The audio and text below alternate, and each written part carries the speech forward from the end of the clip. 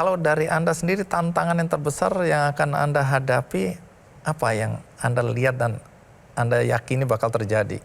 Tantangan yang pertama adalah saya akan membaca lebih mendalam pejabat-pejabat kami. Ya. Jadi sekarang saya sudah mulai melakukan pergeseran-pergeseran. Ya. Dan akan saya terus lakukan seperti itu. Ya. Jadi yang sudah lama ya pindahkan ke tempat lain, dan saya kira kita perlu perubahan-perubahan. Dan memang yang sudah cacat, ya ini mohon maaf, saya sudah setumpuk temuan yang kami temukan dan langsung saya tanda tangani sendiri. Ada Tunggu, yang setumpuk temuan pada saat Anda masuk pertama atau Anda tahu sebelum-sebelumnya? Sebelum saya sudah kejadiannya sebagian, tapi juga ketika saya menjadi menteri belum ada. Tapi temuan-temuan sebelum saya kan saya harus tanda tangani itu. Ya, ada masalah moral, ya, ada masalah penyimpangan, ada penerimaan sogok dan seterusnya. Dan ada pencemaran nama baik. Ya, saya harus tanda tangani. Ya, saya bismillah saya tanda tangani. Jadi untuk memberikan efek jerah juga kepada yang lain. Jadi setumpuk itu berarti banyak ini ya banyak. Pak Nasarudin ya? Ada yang sudah 3-4 tahun belum diselesaikan. Jadi saya harus selesaikan. Nah kalau itu ditumpuk begitu tidak diselesaikan, akhirnya kan yang lain, wah ini nggak ada hukumannya kok. Jadi saya melakukan 2 hal. Yang salah kita hukum, tapi yang sangat berprestasi kita berikan rewarding. Saya janjikan beberapa orang untuk menjadi petugas haji. Ada orang yang mengarang sebuah lagu wajib ya di forum kerukunan untuk beragama, itu sangat bagus lagunya. Apa ya, mau ngasih uang, bagaimana caranya? Jadi kewenangan yang saya miliki adalah bisa menunjuk orang yang punya prestasi menjadi pendamping haji. Sekaligus berhaji nantinya. Berhaji. Yang menarik saya dengar itu dialog Anda dengan teman-teman di DPR Komisi 8 ya. Salah satu anggota DPR dengan suara lantang dan keras. Dia bilang, Pak Menteri tolong dipecat aja semua eselon, saya lupa eselonnya, kayaknya eselon 1 di jajaran Anda gitu ya. Saya nggak tahu teman kita punya informasi seperti apa ya. Apakah itu yang membuat langkah Anda memindah-mindahkan orang atau memang ada temuan dan data yang valid? Ya, saya punya keyakinan bahwa yang terbaik adalah memindahkan, menghentikan, atau mempertahankan. Ya, seorang pemimpin harus punya feeling. Jadi bukan emotion. Feeling saya orang ini bermasalah dan yang terbaik bukan di sini. Ada orang yang lebih baik, maka orang itu kita pilih tempat itu. Nah, kita harus berani, Mas. Karena kalau kita tidak berani melakukan peninjauan seperti itu pun juga artinya hanya ucapan aja kan. Saya akan buktikan ya, pemberian apapun yang tidak merupakan wajar buat saya kembalikan ke KPK. Amplop melalui ajudan yang saya nggak tahu, saya kembalikan ke yang bersangkutan atau diproses sesuai dengan ketentuan. Artinya kalau memang itu hak saya sebagai misalnya narasumber, karena kadang-kadang juga misalnya nasihat perkawinan, ya. Saya tanya juga ke KPK kan, Pak saya ini kan dunianya juga penceramah ya. Saya ceramah di Maulid, Isra Miraj, ada yang ngasih saya amplop. Amplopnya kadang-kadang juga ada yang lumayan tuh.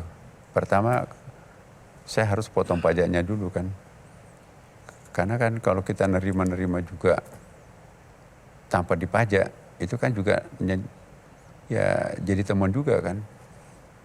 Pelaporan LHKPN kita juga nanti kan bisa ketemuan tuh. Nah, apakah bisa saya ngambil? KPK bagus jawabannya, tergantung Pak. Kalau itu ada kaitannya dengan jabatan, ya Anda harus laporkan. Tapi kalau seperti nasihat perkawinan, ya, atau cara memaulid, tidak ada kaitannya dengan jabatan Anda diundang sebagai profesional, itu boleh diambil. Karena banyak yang mengundang Anda juga sebagai penceramah dalam konteks Anda adalah imam besar ya yang dihormati, yang pemikirannya diharapkan ya. Nah itu apakah setiap kali kalau terima honorarium Anda harus laporkan ke KPK dulu baru disetujui? Nah itu saya tanyakan juga. Kan ada keahlian saya misalnya kan. Iya. Masalah gender, seminar internasional ada.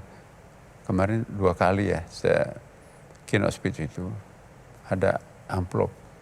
Saya tanya dulu, ini amplop, saya bukan sebagai menteri loh saya diundang. Saya adalah sebagai pribadi, saya adalah expert dalam bidang ini. Saya berikan keynote speech, saya bicara, saya dikasih amplop. Ini boleh nggak saya ambil? Ya, saya angkat, ada orang yang paling baik di staf kami, saya ingat dulu waktu masih di Wamen Dirjen, sangat teliti. Pak, ini nggak boleh jeruk makan jeruk. Itu yang saya pakai sekarang. Jadi, Pak, ini ada uang. Nasihat perkawinan. Kan banyak tuh pejabat-pejabat orang. Pak Nasr, aku suka Pak Nasr deh memberikan. Berdoa gitu ya. Nah, kata ke KPK yang seperti itu boleh. Jadi amplop itu, amplop ceramah ini boleh. Baik, jadi untuk sampai yang seperti itu pun Anda tanyakan ya. Saya tanyakan. Jangan sampai Anda terpeleset oleh kerikil kecil seperti itu yang Anda rasa mungkin ya ini dibolehkan ternyata tidak boleh dan seterusnya. Jadi Anda sekarang tahu mana yang boleh, mana yang tidak boleh. Tunggu dulu, artinya ada penyesalan nggak Anda jadi pejabat negara seperti ini? Iya, yang paling merasakan itu istri. Dulu kan saya komisaris di beberapa tempat ya. Ya, kemudian juga ada gaji di UIN, ada gaji di Istiqlal. Sekarang semuanya nggak boleh terima. Hah? Iya, gaji saya sebagai pegawai profesor kan ada tunjangan profesornya, nggak boleh. Tidak boleh. Nggak boleh. Jadi tidak boleh terima apapun dari kampus. Padahal saya kan guru besar nih. Emang gaji Anda di kementerian besar atau gimana nih? Anda rugi nih berarti bukan, ya. Kalau istri saya itu, wah ini berkurang. Kami hanya dapat sepertiganya dari sebelumnya kan. Astaga. Jadi ada dom. Dan dom itu kan melekat ajudan, ya, satpam, pembantu. Itu dari situ biayanya? semuanya. 24% harus diambilkan dari situ kan. Nah, bagaimana kalau saya anjurkan Anda berhenti ya? Ini kan pengabdian kepada negara, kita kan cinta negara ini Mas.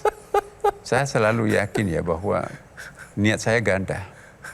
Pertama saya ingin memperbaiki negara saya. Yang kedua lillahi ta'ala, jadi saya dapat pahala dari Tuhan karena ada niat luhur untuk melakukan sesuatu yang terbaik. Dan yang kedua saya warga negara yang baik ya kan. Masa diminta untuk mengabdi ke negara nggak mau. Ya, tapi dengan segala risikonya.